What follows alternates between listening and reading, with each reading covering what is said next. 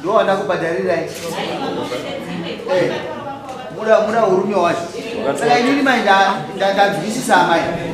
Inini ndinotonga nyaya. Kasi ndafarira chinhu wani. Vanoda urume wavo. Vanogona kuti uzotinga wani sei. Mari? Ndosaka ndakupai Mumbai nembudzi. Mari? Aiwa, matongero manje. Mamai. Makurere kumoto. Saka chindisai. Hapana uruma wani. Makanwa komo munhu aitenga ogani. Ingazinga izorere.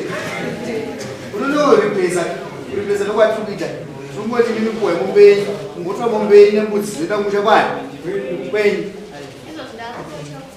Maushi. For these and more stories, tune in to Zim News Bit TV with Robert Tafumani.